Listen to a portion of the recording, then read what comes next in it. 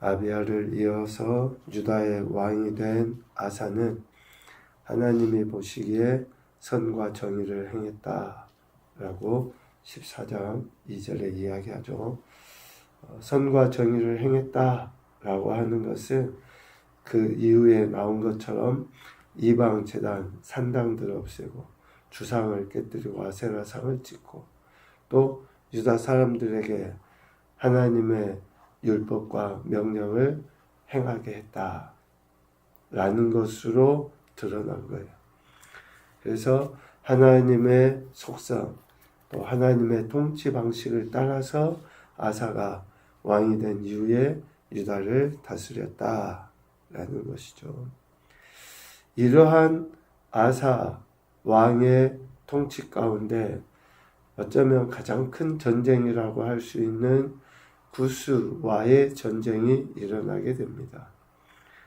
100만 명이나 되는 군사와 병거 300대를 거느리고 구스 왕이 전쟁을 치료하였던 거죠. 그래 할 때에 14장 11절에 보면 아사가 하나님 여호와께 부르짖어 간구합니다. 하나님의 보시기에 선과 정의를 행한 그 아사는 백성들을 향해서만이 아니라 자신이 위험에 처했을 때, 전쟁 가운데 놓였을 때 하나님 앞에 부르짖어 간구하는 그러한 태도를 보여요. 그 결과 구스 사람들이 유다 사람들 앞에서 도망하게 되는, 구스가 패배하게 되는, 아사가 승리하게 되는 그러한 결과를 가져오게 됩니다. 이런 엄청난 전쟁에서 승리하고 난 이후 우리가 뭔가 좀 승리도 하고 어쩌면 은혜도 받고 또 능력도 받고 할 때가 위험할 때거든요. 그 승리에 도취되기 쉬워요. 은혜 받은 걸로 인해서 그것이 마치 전부인 것처럼 착각하기 쉬워요. 그때 조심해야 되죠. 오늘 15장에 보면 하나님의 영이 오뎃의 아들 아사랴에게 임하죠. 그러니까 성령이 임한 아사랴를 하나님께서 아사 왕에게 보냅니다. 그래서 그 전쟁에 승리하여 어쩌면 하나님의 은혜를 잊어버리기 쉬운 그 상태 가운데 놓일 수 있는 아사에게 아사랴를 통해서 하나님이 말씀하셔요. 아사랴의 이름의 뜻은 여호와께서 도우셨다라는 의미예요. 그러니까 아사 왕에게 있어서 하나님의 도우심이 아사랴를 통해서 나타나게 됐다라고 할 수 있죠. 아사랴를 통해서 하나님이 아사에게 하신 경고의 말씀이 뭡니까? 2절에 보면 너희가 여호와 함께하면 여호와께서 너희와 함께 하실지라.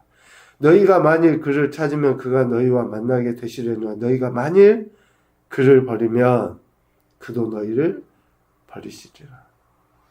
이 엄청난 전쟁에서 승리하게 된 것이 하나님의 은혜와 하나님이 함께 하셔서 하나님이 도우셔서 그렇게 된 것이다라는 것을 다시 깨닫게 하는 거예요.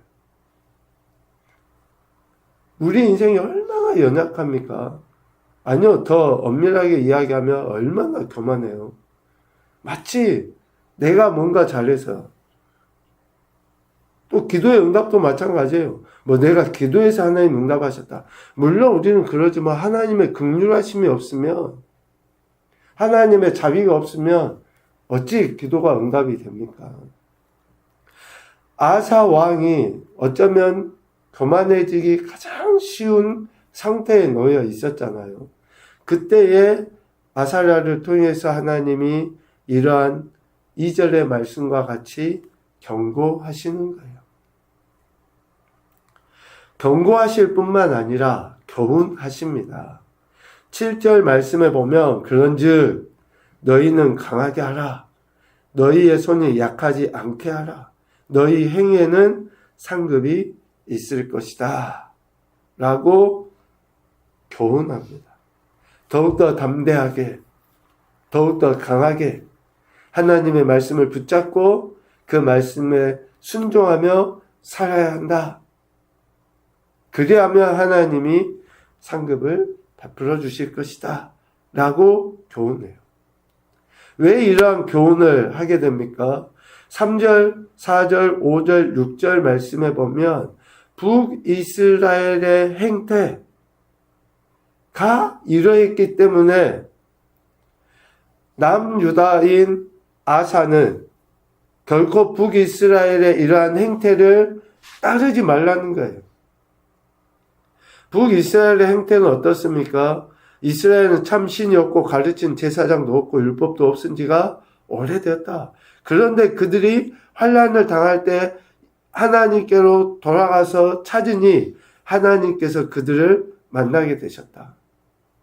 이거는 너무나 당연한 원리죠. 하나님이 하나님을 찾는 자들을 만나 주셔요. 그런데 북이스라엘에는 이런 것도 없는 상태에서 하나님을 찾을 때 하나님이 만나 주셨는데, 만나 주시는 것으로 어떻게 됩니까? 더 교만해져요. 더. 그때에 온 땅의 모든 주민이 크게 열어나요. 사람의 출입이 평안하지 못합니다.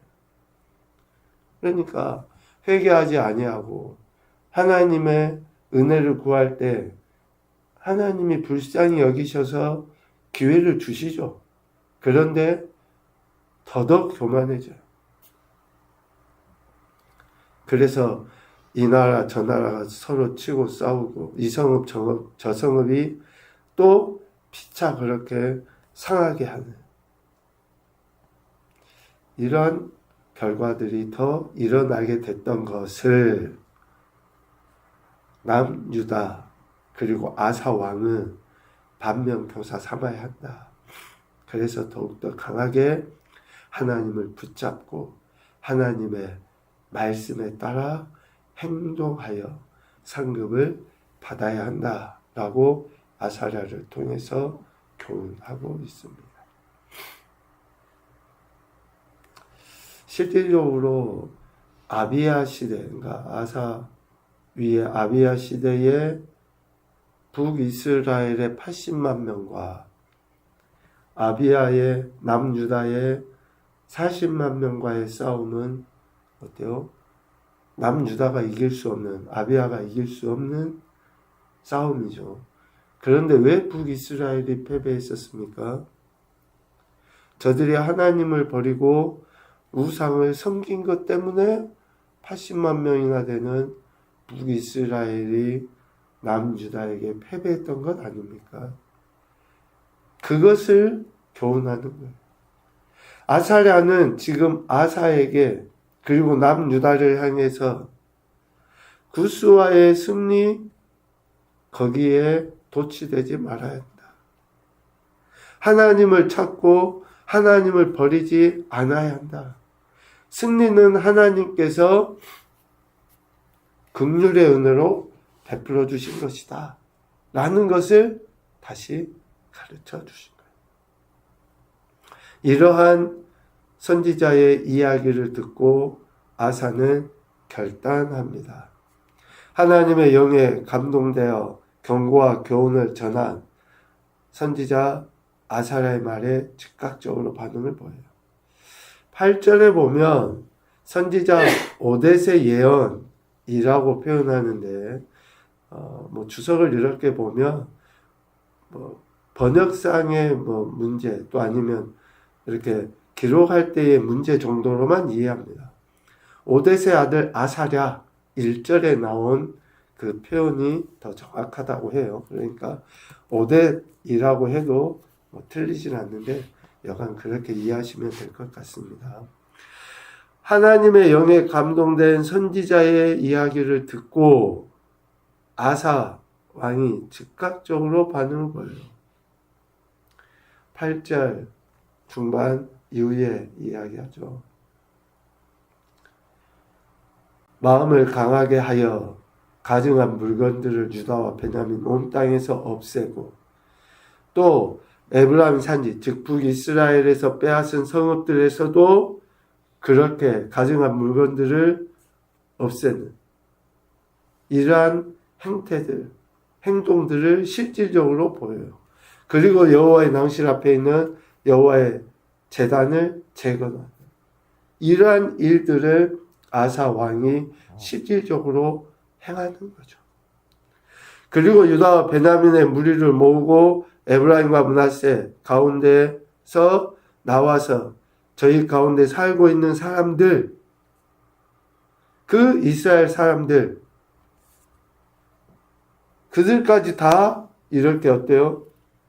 하나님 앞에 신실하도록 그렇게 가르칩니다.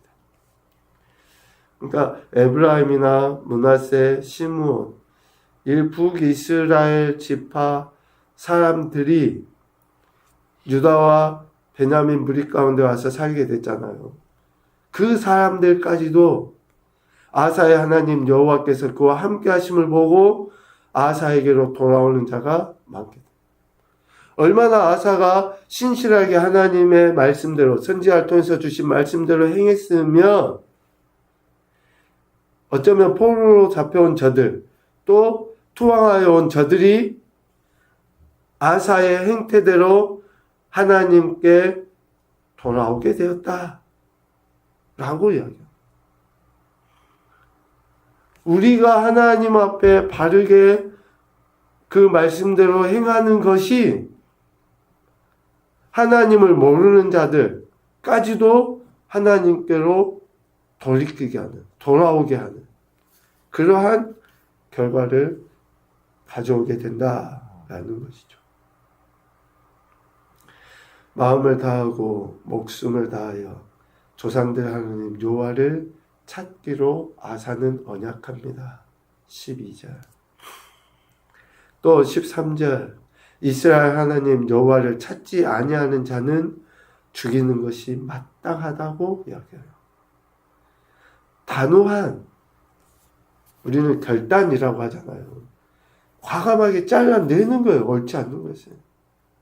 옳은 것은 적극적으로 하기로 작정을 하고 12절과 13절에 이러한 결단들을 어때요? 아사가 보여요. 아사와 유다가 남유다가 마음을 다하여 맹세하고 뜻을 다하여 여호와를 찾았을 때에 15절 여호와께서도 그들을 만나 주시고 그들의 사방에 평안을 주십니다. 이런 결과들이 드러나요. 역으로 우리가 생각해 볼 수 있죠. 왜 우리에게 평안이 없는가? 왜 내게 기쁨이 없고 감사가 없는가? 결단을 안 하는 거예요. 끊지를 못하는 거예요. 언약을 지키기로 맹세조차도 안 해요. 그러니 기쁨도 감사도 평안이 없는 거죠. 그런데 아사는 이러한 하나님의 아사랴를 통해서 주신 그 말씀대로 결단한 거죠.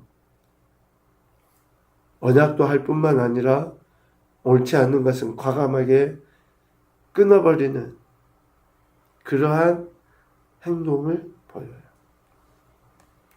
아사랴의 이러한 조언대로 또 경고나 교훈대로 행동한 것의 결과가 실질적인 이런 종교 개혁으로 나타나게 된 거죠.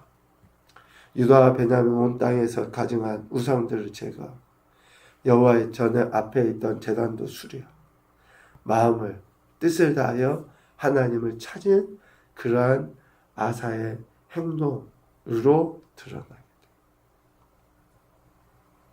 결코 쉽지 않습니다. 그런데 겸손의 태도를 보일 때 아사랴를 통해서 주신 하나님의 말씀에 대한 겸손의 태도를 보일 때 아사의 이런 종교개혁, 남유다의 평안이 있게 된 거죠.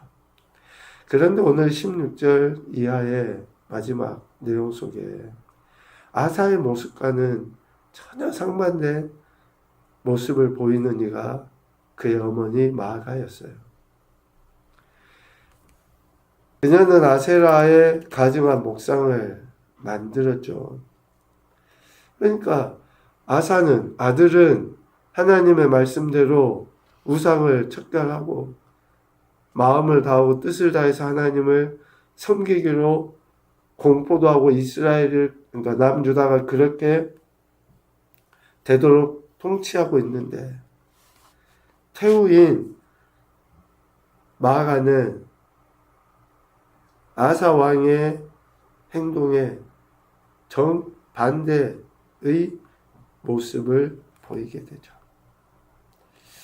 그러할 때에 아사 왕의 모습, 태후의 자리를 패하고 우상을 찍고 기드론 시냇가에서 불살라 버립니다. 가장 우리 인간에게 있어서의 그 약점, 관계, 그것도 부모, 정말 쉽지 않은, 그러니까 아사 왕을 넘어뜨리기 가장 쉬운 가까이에 있는 자리, 그 어머니의 이런 그릇된 행태를 단호하게. 그래서 아사의 종교 개혁이 지금까지도 우리에게 많은 도전을 준다라고 할 수 있을 것 같습니다. 비록 당시에 유행했던 산당이 완전히 제거되진 않았지만 아사에 대한 하나님의 평가는 17절 말미에 아사의 마음이 일평생 온전하였더라. 얼마나 하나님께서 아사의 이런 겸손한 태도를 높이 사셨으면 일평생 온전하였다라고 평가하셨는지를 보게 됩니다. 첫 번째 교훈입니다. 평안할 때 하나님과 하나님의 말씀을 잊기 쉬운 상태가 될 수 있다. 전쟁에서 승리하고 뭔가 이루고 은혜 받았다고 할 그때가 정말 위험한 거예요. 넘어질까 조심해야 됩니다. 두 번째, 하나님을 찾고 만나기 위한 의지적인 결단이 반드시 필요하다. 의지적인 결단이 반드시 필요해요. 옳은 것을 하기 위한 몸부림, 반대로 옳지 않은 것을 거부하기 위한 단호함, 이것이 우리 안에 있어야 돼요. 그렇지 않으면 분위기에, 감정에 휩쓸리기 쉬운 게 우리 인간입니다. 의지적인 결단이 반드시 필요해요. 세 번째, 참된 개혁은 가까운 죄의 근원까지 제거하는 것이다. 진정한 변화는 내 안에 또 가까이에 있는, 미안하지만 혈육이라 할지라도 죄는 멀리해야 돼요. 그렇지 아니하면 그도 죽고 나도 죽어요. 그래서 하나님이 기대하시는 바의 삶의 태도는 우리 삶의 현장에서 매 순간순간 드러나야 한다라는 것이죠. 오늘도 저와 여러분들에게 생명을 주신 하나님은 하나님의 선하신 뜻을 우리 삶의 현장에서 드러내 보이기를 원하십니다. 그렇다 치면 그 말씀을 듣고 겸손하게 그 말씀에 순종하는 것을 통해 하나님의 뜻을 이루어가야 되겠죠. 오늘도 이 귀한 사명과 사역을 잘 감당하여 하나님의 영광을 드러내는 또 참된 평안을 누리는 복된 인생들이 되시기를 주님의 이름으로 축복합니다. 아멘.